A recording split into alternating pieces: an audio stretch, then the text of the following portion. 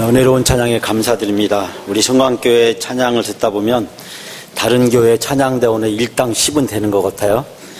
제가 밀라노에 집회를 갔을 때 부활절 찬양 예배를 드리는데 설교 후에 부활 찬양대가 나와서 부활절 특별 찬양을 하는데 교인은 한 150명 되는데 이 찬양대원이 딱 8명만 나오는 거예요. 그래서 이 교회는 찬양할 사람이 이렇게 없나 했더니 그 8분이 다 누구냐면 성악을 전공하시고 이탈리아에 유학 오신 그런 분이었어요. 그래서 딴 데서 100명이 하는 것보다 그 8분이 하는 것이 더 은혜롭고 아주 하나님께 큰 영광을 돌렸던 기억이 나는데, 우리 성광교회 와서 예배 드릴 때마다 제가 고향에 오는 기분이고, 우리 장로님들 뵐 때마다 저희 아버님 어머님 뵈는 것 같고, 또 여러분 볼 때마다 또 가족들 뵙는 것 같아서 제가 총장이 되고 나서 기쁜 마음으로 성광교회에 꼭 인사를 드리고 싶어서 오늘 교회를 방문하게 되었습니다. 우리가 영화나 드라마를 볼 때 그 영화나 드라마에서 감동을 받으려면 우리가 영화나 드라마의 이야기 속에 빠져들 때, 특히 우리가 영화 속의 주인공, 드라마 속의 주인공이 마치 나라는 생각이 들 때 우리가 그 드라마나 영화에 몰입을 하게 되고, 그럴 때 우리가 거기에서 감동을 받게 됩니다. 우리는 때로는 드라마를 보면서 막 화를 내기도 하고, 또 때로는 눈물을 흘리기도 하고, 때로는 감동을 받기도 합니다. 주인공과 함께 드라마에 출연하는 그 연기자들과 함께 감정을 같이 함께 나누면서 때로는 작가에게 이런 식으로 드라마를 쓰는 것에 대해서 때로는 분노하기도 하고, 왜 이런 때 주인공이 아파야 되고 왜 이런 때 주인공이 죽어야 되는지 때로는 막 화를 내면서, 어떤 분은 그걸 견디다 못해서 인터넷 댓글을 달면서 이 작가에게 시나리오 고치라고 막 하는 분들도 많이 있는 것을 보게 됩니다. 제가 서강대학교 대학원을 다닐 때 영화를 부전공으로 전공했는데, 그때 방송국 부장들에게 직접 들은 이야기입니다. 한국의 드라마는 대체로 초등학교 3, 4학년 수준이면 히트를 친다는 거예요. 왜냐하면 드라마를 보고 있는 대부분의 아줌마들이 아이를 키우는 사람들이기 때문에, 그래서 이 드라마를 히트를 치려면 이 초등학교 3, 4학년이 보고 재미있으면 참 좋다는 겁니다. 지난해 저는 텔레비전을 보다가 저희 큰딸인 가영이와 함께 다툰 적이 있습니다. 그래서 뭐냐면 어떤 드라마를 볼 거냐라는 문제였어요. 저는 황금의 제국을 보고 싶었는데 저희 큰딸은 굿닥터를 굳이 봐야겠다는 겁니다. 똑같은 시간이 상영하니까 둘 중에 하나를 선택을 해야 되는데, 저런 내용도 없고 말도 안 되는 그런 드라마, 박시연과 그리고 차윤서가 등장한다고 해서 그런 인기 연예인을 앞세운 그 말도 안 되는 의학 드라마, 그 드라마에 빠져드는 저희 딸과 탄탄한 시나리오와 극장가들의 극평을 받은, 그리고 반전과 반전을 거듭하는 이 현대인을 너무 농축을 시켜놓은 이런 황금의 제국, 제 눈에는 그것이 너무나도 필이 꽂혀서 그걸 보려고 했는데, 저 딸은 기어코 굿닥터를 봐야겠다는 겁니다. 여러분, 우리가 성경 읽을 때도 마찬가지입니다. 성경에 은혜 받는 비결은 뭘까요? 성경에 있는 말씀이 내 이야기라고 들려질 때.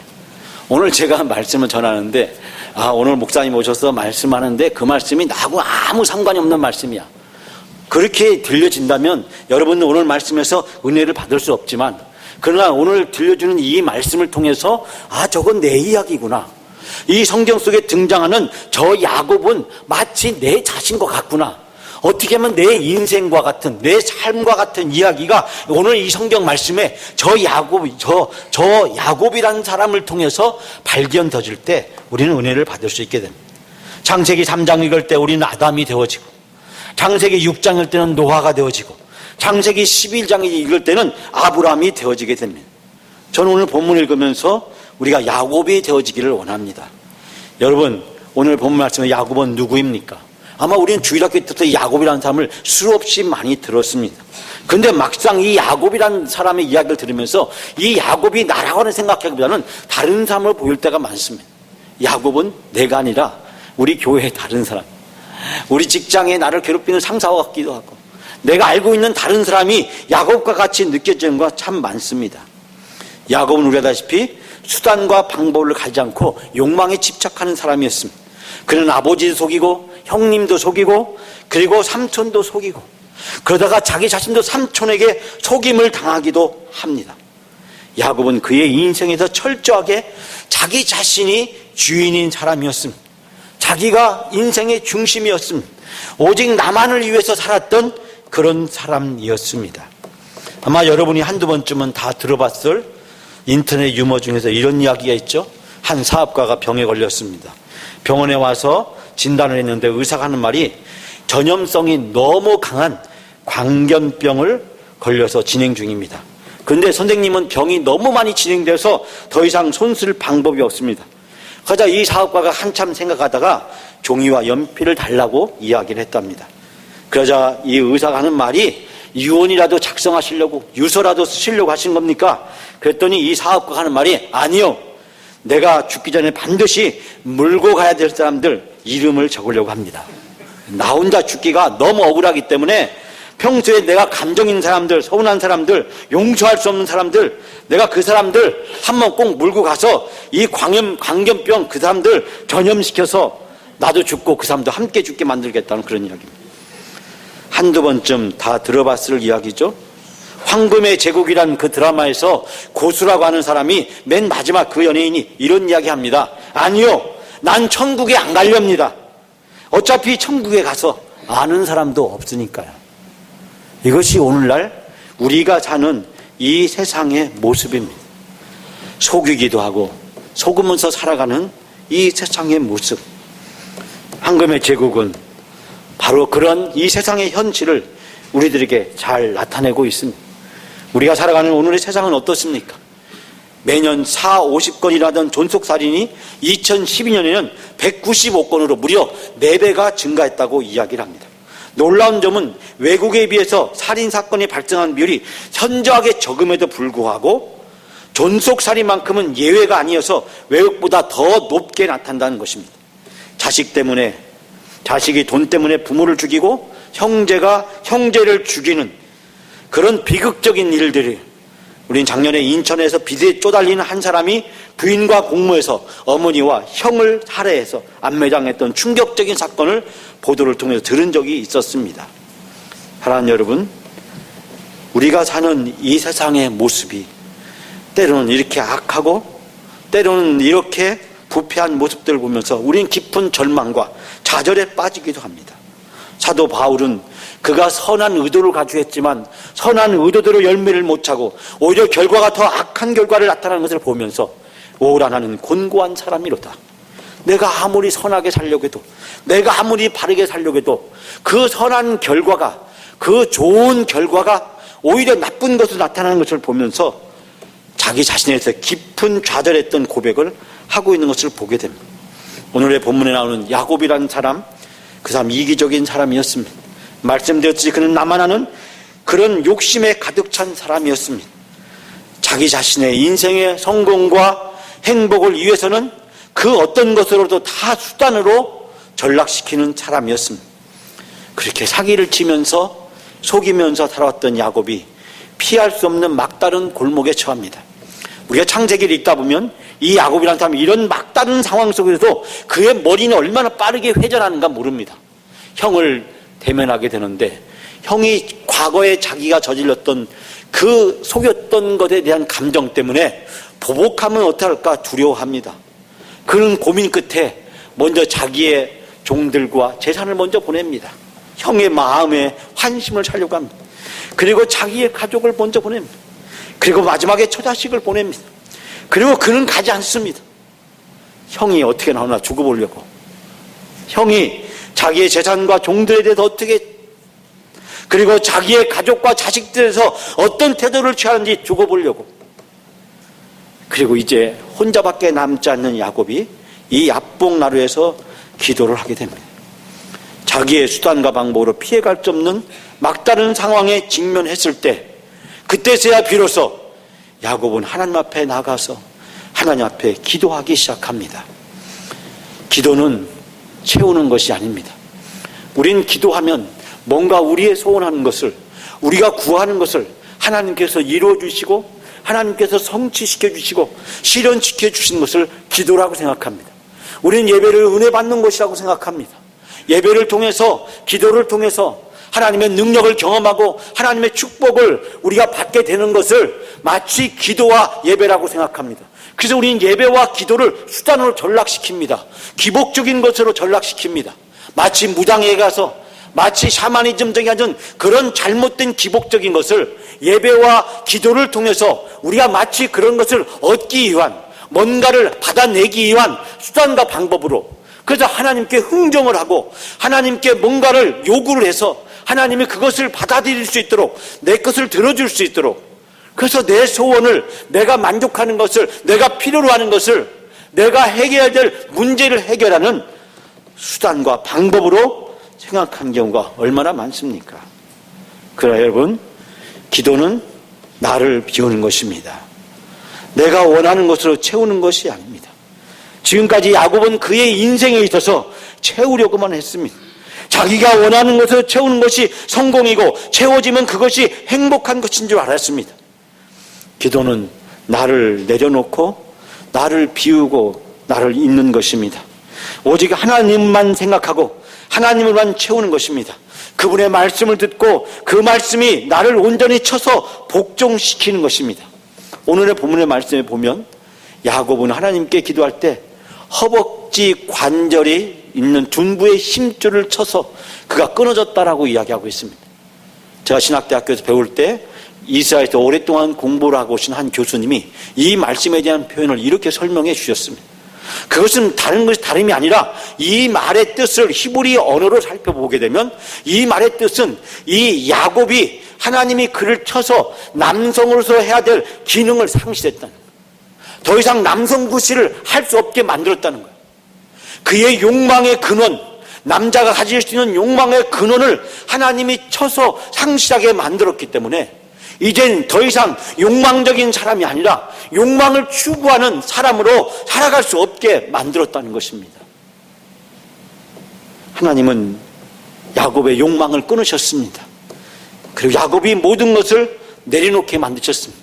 포기하게 만드셨습니다. 비우게 만들어졌다는 사실을 이 말씀을 통해서 발견할 수 있게 됩니다. 야곱은 하나님께 자기의 문제를 해결하러 나갔습니다. 저 앞에 있는 이 야복 나루 건너편에 있는, 그리고 자기를 죽일지 모르는 저 살기 등등한 형, 과거에 자기가 사기쳤다고 속였다고 그것을 용서하지 못해서 이제 군대를 끌고 와서 자기의 모든 재산을 빼앗고 자기의 처자식을 죽이고 내 생명까지 앗아갈지 모른다고 하는 그 두려움과 공포 때문에 하나님 형의 마음을 변화시켜 주시고 하나님 형의 마음을 움직여 주셔서 형이 나를 용납하고 나를 받아들일 수 있도록 해 주십시오. 하나님, 저 앞에 지금 나를 죽이려 하는 저 형을 하나님께서 붙잡아 주시고 저 형을 하나님이 변화시켜 달라고 야곱은 기도했지만 하나님은 야곱의 형을 변화시킨 것이 아니라 이 야곱을 변화시키고 야곱을 만져주셨다는 사실을 발견하게 됩니다. 여러분, 우리가 기도할 때 하나님이 우리를 만져주십니다. 우리가 기도할 때 하나님은 모든 걸 다 내려놓고 모든 것을 다 포기하고 그리고 하나님만 전적으로 의지할 수 있도록 만들어 주신다는 사실을 발견하게 됩니다. 성관 가족 여러분, 하나님께서는 우리를 만져주시기를 원합니다. 상처가 있는 분은 상처를 만져주시기를 원하십니다. 문제가 있는 분은 문제를 만져주시기를 원하십니다. 소원이 있는 분은 소원을 만져주시기를 원하십니다. 여러분이 어떠한 상황 속에 있든지 어떠한 문제에 있든지 어떠한 고민과 염려와 근심이 있든지 하나님이 그 모든 것을 만져주시기를 원하십니다. 한 가지에만 집중하는 사람을 우리는 매니아, 속된 말로 꼴통이라고 이렇게 이야기합니다. 노는 것만 밝히는 사람을 노차사라고 이야기하고 먹는 것만 밝히는, 그래서 미식가 이런 사람들을 우리는 먹차사라고 얘기하고 개그맨이 직업인 사람을 우리는 우차사라고도 이야기합니다. 그런데 어떤 분이 이야기하기를 기독교인은 골차사가 돼야 된다.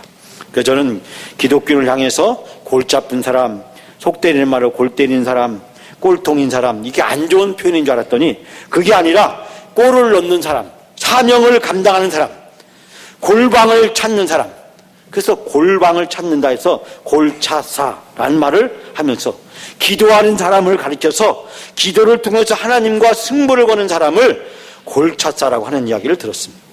세상에 있어서 꽉 막힌 꼴통이 되고 하나님과 승부를 거는 골치 아파. 그게 바로 건강한 기독교인이라는 것입니다. 예수님을 만나면, 말씀에 순종하면, 기도하면 하나님이 우리를 만져주십니다. 하나님이 우리를 만져주시면 나 중심에서 하나님 중심으로, 나 중심에서 예수님 중심으로, 세상 중심에서 교회 중심의 삶으로 우리가 바뀌게 되고 변화되는 줄 믿습니다. 하나님이 야곱을 만지셨습니다. 하나님이 야곱을 만지니까 야곱이 변화됐어. 형이 변화되기 이전에 먼저 야곱을 변화시켰습니다. 그리고 야곱이 자기 중심에서 이젠 하나님 중심의 사람으로 새로운 삶을 살도록 하셨습니다. 하나님이 만지시면 문제가 해결되고, 하나님이 만지시면 증오가 변하여 사랑이 되고, 하나님이 만져주시면 저주가 변하여 축복이 되는 줄 믿습니다. 인도의 썬다싱이라는 유명한 성자가 있습니다. 이 사람은 우리가 아다시피 인도라고 하는 그 나라에서 기독교를 간다는 건 정말 어려운 일이었습니다. 그런데 그 가족과 주변 사람들의 박해와 핍박을 이겨내고 믿음을 갖게 되고, 그가 구원받은 것이 너무 감사해서 복음을 증거하는 삶을 살게 되었습니다. 그가 하루는 히말라야 산을 넘어서 저 티베트 지방에 가서 복음을 전하기를 원했습니다. 친구와 함께 히말라야 산을 넘어가고 있었습니다. 그런데 갑자기 앞에 웬 사람이 쓰러져 있는 모습을 발견했습니다. 썬다싱은 친구에게 그 사람을 업고 가자고 제안했습니다. 그러다 그 친구는 단호하게 썬다싱의 제안을 뿌리쳤습니다. 아니, 지금 우리가 이 산을 넘어서 가기도 힘들고 우리도 이 산을 넘어가려면 참마 우리도 죽을 줄 모르는데 어떻게 우리가 저 사람을 업고 넘어갈 수 있냐고. 우리가 빨리 이 산을 넘어가서 정말 저 티베트에 있는 수많은 영혼들을 구해야 되는데 이 사람 하나 때문에, 이 죽어가고 있는 이 사람 하나 때문에 어떻게 우리가 이 중요한 사명을 지금 포기할 수 있냐고. 그러면서 단호하게 뿌리치고 그 사람은 혼자 산을 향해서 넘어가기 시작했습니다. 썬다싱은 생각했습니다. 내가 티베트에 가서 수많은 사람들을 구원하겠다고 이야기하면서 지금 내 눈앞에 쓰러져 있는 이 한 사람, 내가 이 사람 저런 사람을 살리지 못한다면 내가 어떻게 저 티베트에 가서 수많은 사람들을 살릴 수가 있겠는가. 썬다싱은 그 사람을 업고 산을 넘어가기 시작했습니다. 너무 힘들었습니다. 포기하고 싶었습니다. 그 사람을 내려놓고 가고 싶었습니다. 그러나 죽을 힘을 다해서 썬다싱은 산을 넘어가기 시작했습니다. 그의 몸에 땀이 나기 시작했습니다. 그리고 자기도 모르는 사이에 추위를 이겨내고 비틀비틀거리면서 그 산을 넘어가게 되었습니다. 산을 다 넘어가서 이제 다 내려갈 그 무렵에 앞에 웬 사람이 쓰러져 있는 모습을 발견했습니다. 그 사람은 바로 자기의 제안을 뿌리치고 그 티벳을 향해서 복음 전하기 위해서 함께 떠났던 바로 자기의 친구였습니다. 우리가 한 번쯤은 들어봤을 이 썬다싱의 이야기, 그 이야기를 통해서 우리가 발견하게 되는 교훈은 무엇입니까? 나를 버리면 다른 사람도 살고, 내가 나를 살려고 하면 나도 죽고 다른 사람도 죽게 된다는 이야기입니다. 내가 살려고 다른 사람을 버리면 나도 죽는다는 것입니다. 예수님께서는 우리에게 참다운 모범을 보여주셨습니다. 예수님이 십자가에 죽으심으로써 우리는 다 구원받을 수 있게 되었습니다. 예수님이 십자가 앞에서 만약에 이 죽음의 길을, 이 십자가 길을 포기했더라면 여러분과 내가 어떻게 구원받을 수 있으며, 여러분과 내가 어떻게 이 시간에 하나님 앞에 예배할 수 있으며, 우리가 어떻게 하나님의 자녀가 되어서 천국에서 영원히 사는 영생복락과 구원의 축복을 받을 수 있었겠습니까? 예수님이 죽었기 때문에, 예수님이 십자가에 고난을 받으셨기 때문에 우리가 살 수 있었다는 사실을 우리는 발견할 수 있게 됩니다. 죽어야 살고, 비워야 채워지고, 내려놓아야 얻게 되는 것입니다. 기독교인이 어떠한 문제를 선택할 때, 어떠한 일을 결정할 때, 어떠한 자극이 왔을 때 우리가 어떤 행동을 취해야 되느냐, 올바른 기준의 영적 습관 5가지 단계가 있다고 이야기합니다. 첫 번째는 우리가 어떠한 자극이 왔을 때, 어떠한 상황에 처했을 때, 어떠한 문제를 결정하게 될 때 첫 번째는 멈춰서라는 것입니다. 멈춰서라는, 자극이 오면 그 문제를 어떻게 내가 판단할지 결정하기 전에 멈춰서라는 것입니다.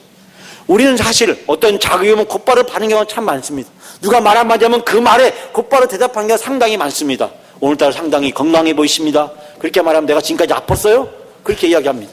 오늘따라 상당히 멋있어 보입니다. 그렇게 얘기하면은 내가 지금까지 안 멋있었습니까? 그렇게 얘기합니다. 우리가 무슨 말 하면 쏴붙입니다. 부지 안에서 쏴붙입니다.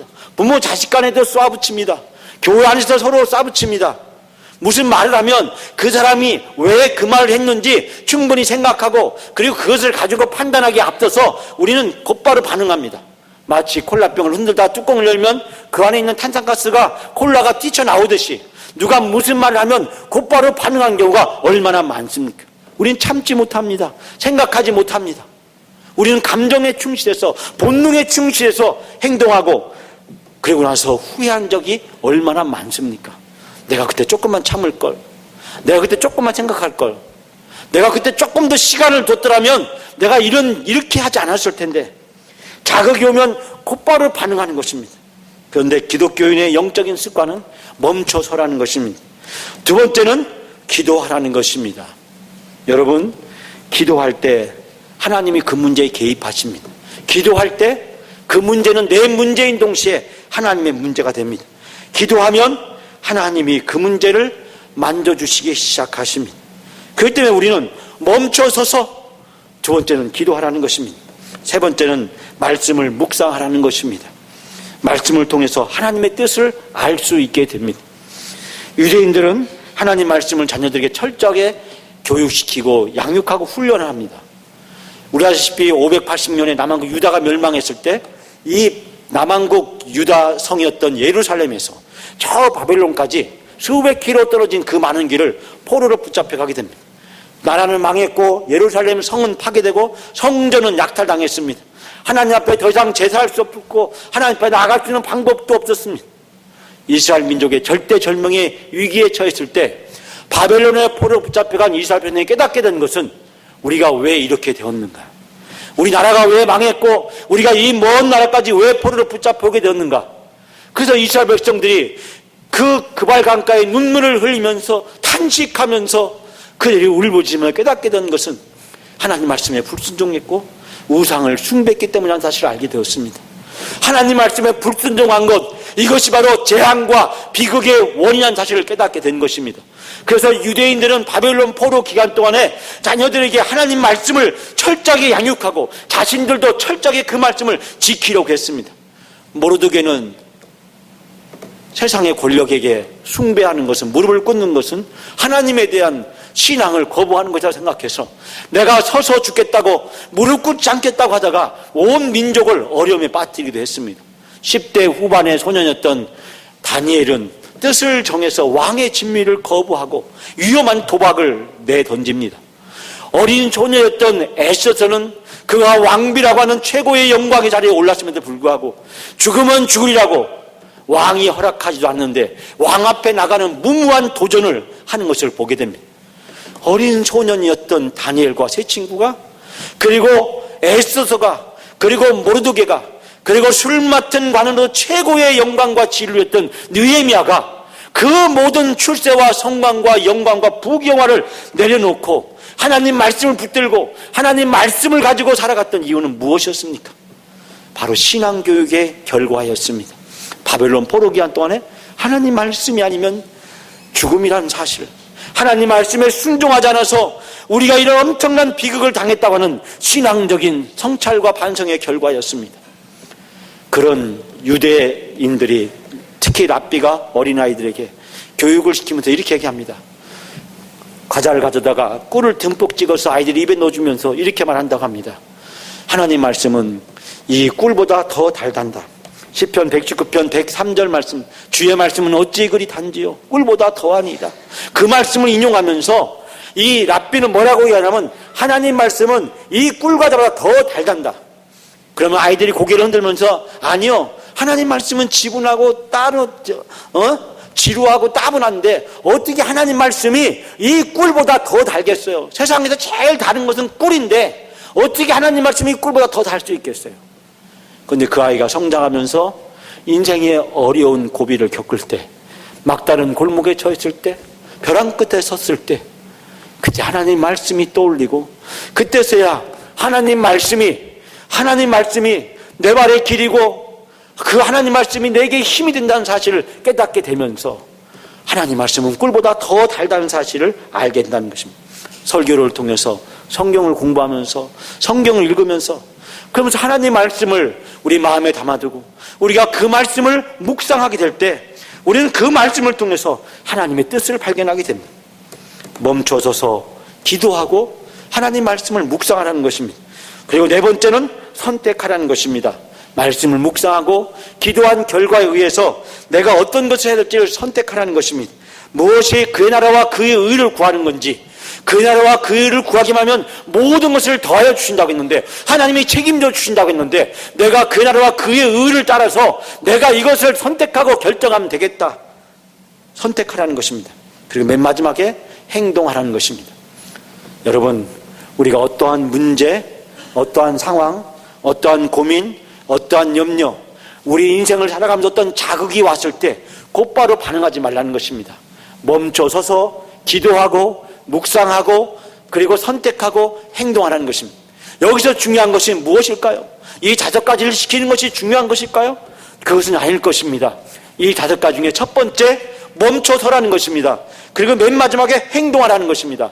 이 첫 번째와 마지막 것 사이에 하나님을 두라는 것입니다. 어떤 자극이 오면 반응하기 전에, 내가 말하기 전에, 행동하기 전에, 뭔가를 하기 전에, 결정하기 전에, 선택하기 전에 하나님이 그 문제에 개입할 수 있도록, 내 감정에, 내 삶에, 내 마음에 개입할 수 있도록 하라는 것입니다. 하나님이 만질 수 있도록, 하나님이 그것을 다룰 수 있도록 하라는 것입니다. 이것이 바로 그리스도인의 건강한 영적인 습관이라는 것입니다.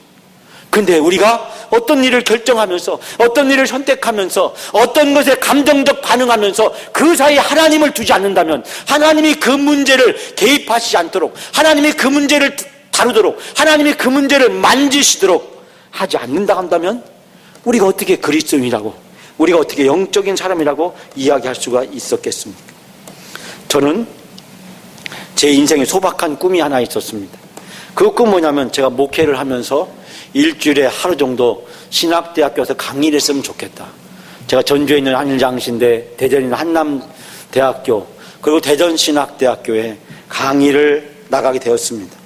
제가 성광교회를 30대 후반에 중반에 와서 후반 동안 제 인생이 어떻게 보면 가장 젊은 시절에 이 30대 후반에 제가 성광교회에서 부목사 생활을 했고, 그리고 제가 1999년도에 번동 제2교회 가서 11년 동안 그 교회에서 부목사로 교구 사역과 그리고 청년부 사역과 영상 사역과 문화 사역을 하게 되었습니다. 그 교회가 현대적인 교회로 바꾸기 위해서 제가 영상 예배를 제안했고, 영상 예배를 리모델링 하게 되었습니다. 성광교회도 제가 그때 달았던 이 스크린이 지금도 있습니다만, 그때 스크린이 달면서 스크린에 대해서 논란이 참 많았습니다. 그래서 스크린을 안 보이게끔 하기 위해서 저 구멍을 파고 천장에다가 스크린이 평소에 보이지 않도록 그렇게 했습니다. 장로님들께서, 많은 성도님이 이 스크린이 십자가를 가리지 않았으면 좋겠다, 그런 얘기를 했기 때문에 그 고민 끝에 나온 아이디어가 이 스크린을 천장 위로 올리는 것이었습니다. 정말 쉽지 않은 일이었습니다. 제가 그 교회 와서 영상 예배를 했고, 그 교회는 꽤 큰 규모의 영상 예배 시스템을 도입했습니다. 그래서 많은 교회 소문이 났고 많은 교회가 방문하게 되면서 제가 영상 예배 강사로 전국을 다니면서 강의하게 됐습니다. 저는 젊은이들이 교회 많이 오게끔 만들기 위해서 카페를 100평짜리 만들고, 또 지역에 있는 많은 사람들이 교회를 찾게끔 하기 위해서 문화센터를 만들었습니다. 그 결과 일주일에 1000명이나 되는 많은 사람이 약 130-40개 강좌의 수강 과목을 듣기 위해서 그 교회로 몰려오기 시작했습니다. 문화센터가 잘 된다는 소문이 나서 제가 총회에서 또 전국을 다니면서 강사로 활동하게 되면서 제가 이제 학교에서, 대학교에서 강의를 할 수 있는 기회를 얻게 되었습니다. 제 마음은 목회를 하면서 제가 강의를 할 수 있었으면 참 좋겠다는 것이었습니다. 그런데 제가 생각해 보니까 10년 동안 40부터 50세가 될 때까지 이 11년 동안 제가 저에게 가장 중요한 인생의 목표가 하나 있다 한다면 그것은 바로 담임 목사로 청빙받아서 나가는 일이었습니다. 근데 제가 따져보니까, 가만히 생각해보니까 담임 목사로 10년 동안 제가 청빙 공모에 서류를 낸 것은 딱 5번밖에 없었습니다. 어떤 분이 이력서를 100통 내기 전에는 인생을 논하지 말라, 이런 얘기를 했습니다만, 제가 생각해보니까 이 5통밖에 되지 않았습니다. 그리고 저는 주어진 제가 교회에서 하는 그 일에 최선을 다해서 일했습니다. 때로는 동료 목회자가 다른 분들이 저에게 하는 말이 뭐냐면, 지금 김 목사가 해야 될 가장 중요한 일은 담임 목사로 나가는 일인데, 아니 이 교회에서 담임 목사도 아니고 이 교회에서 평생 있을 것도 아닌데 왜 이 교회에 그렇게 전심전력 이 교회에 집착을 하냐고 저에게 비난하고 책망하고 또한 충고를 하기도 했습니다. 저는 교수 될 생각도 없었습니다. 저는 총장 될 꿈도 가지지 않았습니다.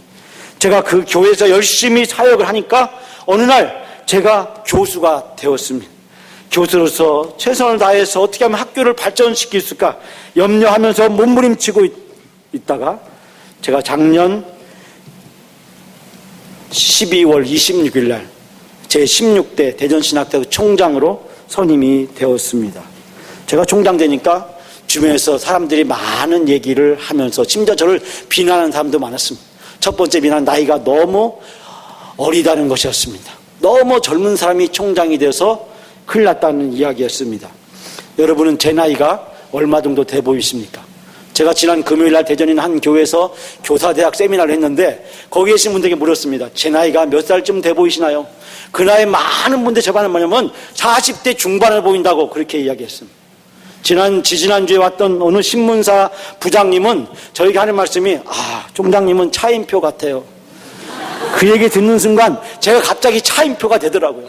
제가 차인표가 아닌데 그분이 차인표라고 하니까, 그러면서 차인표 같은 총장님 계속 서너 마디를 해주니까 제가 갑자기 차인표가 된 듯한 그런 느낌 들었어요. 여러분, 제 나이가 어느 정도 돼 보이세요? 저는 40대 중반이 아니고 50대 중반을 넘어섰습니다. 제가 올해 56세입니다. 예, 나이가 상당하죠? 또 많은 분은 저에게 묻습니다. 그럼 머리가 과연 염색한 거 아니냐? 그렇게 묻습니다. 저희 머리를 염색하지 않았습니다. 저희 아버님이 나이가 드셔도 검은 머리였기 때문에 저도 검은 머리를 유지하고 일주일에 가끔 저희 집 사람이 몇 개 새치를 뽑아주는 정도입니다. 제가 드리고 싶은 말씀은 내가 나이가 너무 어리다는 거예요. 또 하나는 뭐냐면 어떻게 조교수가 총장이 될 수 있느냐, 그런 얘기를 많은 분들이 하십니다. 신학대학 총장은 목사만 되면 누구든지 다, 우리 본교단의 목사면 누구나 다 총장이 될 수 있습니다. 그래서 제가 총장을 선임되면서 이사들은 저에게 학교를 경영할 능력이 과연 되는지, 누가 이 학교를 가장 탁월하게 경영할 수 있는지, 경영가로서 CEO로서 또 앞으로 이 학교를 발전을 위해서 어떻게 적극적으로 이 학교를 잘 살리고 또 모금을 잘 할 수 있는지, 이런 것에 의해서 제가 총장이 되겠습니다. 제가 드리신 말씀은 제가 교수가 되려고 했던 것도 아니고 제가 총장이 되려고 했던 것도 아니고 제게 주어진 일에 최선을 다하다 보니까 제가 교수가 되고 제가 총장이 되었다는 말씀을 드리고 싶습니다. 저는 성경에서 이 사람의 길은 두 가지 길은, 하나는 야곱과 같은 인생이 있고 또 하나는 요셉과 같은 인생이 있다고 생각합니다. 요셉은 자기에게 주어진 일에 열심을 다했습니다. 그가 꿈을 꿨지만 그 꿈을 위해 살지는 않았습니다. 그 꿈을 자기 인생의 목표로 적어놓고 살지 않았습니다. 김영삼 대통령처럼 난 대통령이 되겠다고 자기 방에 써놓고 살지도 않았습니다. 구호를 외치며 살지도 않았습니다. 마음에 새기지도 않았습니다. 어떻게 보면 요셉은 자기가 꿈을 꿨지만 꿈조차도 다 잃어버렸습니다. 어디 있든지 그곳에서 주어진 일에 최선을 다하고 충성하면서 하나님께서 인도하심에 따랐을 때 요셉의 삶에서 하나님의 계획이, 하나님의 비전이 이루어진 것을 발견하게 됩니다. 오늘 본문에서 우리는 이 야곱이라는 사람을 발견하면서 이 야곱이 현대를 살아가는 우리 자신들의 모습임을, 자화상임을 발견할 수 있게 됩니다. 그런데 하나님은 이런 야곱을 만지셨습니다. 그리고 야곱을 이스라엘로 변화시켰습니다. 사랑하는 여러분, 오늘 하나님은 우리에게 이 말씀을 통해서 찾아오셨습니다. 그리고 우리를 만지시기를 원하십니다. 우리가 이제는 야곱이 아니라 이스라엘이 되기를 원하십니다. 우리가 인생을 살아가면서 어떤 문제에 처했을 때 하나님은 우리가 처하는 그 모든 문제를 만지시기를 원하십니다. 다루시기를 원하십니다. 개입하기를 원하십니다. 그리고 치유하고 회복하시고 하나님의 뜻을 이루시기를 원하십니다. 예수님께 기도하면, 예수님 앞에 나아가면, 그리고 내 경험과 내 지식과 내가 가지고 있는 것을 다 내려놓고 나를 다 비우고 그리고 하나님 앞에 나아가면 하나님은 하나님의 것으로 채워주시고 하나님은 하나님의 능력으로 나를 이끌어주시고 하나님의 놀라운 선택이 나에게 온전히 이루어지게 할 줄 믿습니다. 사랑하는 여러분, 오늘 여러분이 야곱처럼 야복강을 건너기를 원하십니까? 하나님 앞에 모든 걸 내려놓으십시오. 그리고 하나님께서 만지시기를 소원하십시오. 기도하겠습니다. 하나님, 내가 야곱이었음을 고백하지 않을 수 없습니다. 지금까지 야곱처럼 살았습니다. 나 중심으로 살았습니다. 내 욕망에 이끌려 살았습니다. 내 경험에 이끌려 살았습니다. 내 지식에 의존하여 살았습니다. 내가 가지고 있는 것에 내가 그것이 큰 힘인 줄 알고 그것을 내세우면서 살았습니다. 그러나 오늘 야복나루에서 하나님이 야곱의 모든 것을 다 내려놓게 하시고 야곱을 이스라엘로 변화시켜 주신 것처럼 야곱을 찾아오셔서 야곱을 만져주시고 야곱을 새롭게 변화시켜 주셨던 것처럼 오늘 우리를 찾아오시고 오늘 나를 찾아오시고 나를 만져주시고 그래서 내가 더 이상 야곱이 아니라 이스라엘로 살아가는 우리 성강 가족들이 다 될 수 있도록 도와주시옵소서. 우리 성강 가족들을 만져주시옵소서. 저희의 가정을 만져주시옵소서. 저희의 자녀들을 만져주시옵소서. 저희의 소원과 기도를 만져주시옵소서. 저희의 원하는 것들을 만져주시옵소서. 우리 성강교회를 만져주시고 우리 성강교회가 이젠 야곱이 아니라 이스라엘로 발돋움하고 나아갈 수 있도록 인도하여 주시옵소서. 예수 그리스도의 이름으로 기도하옵나이다. 아멘.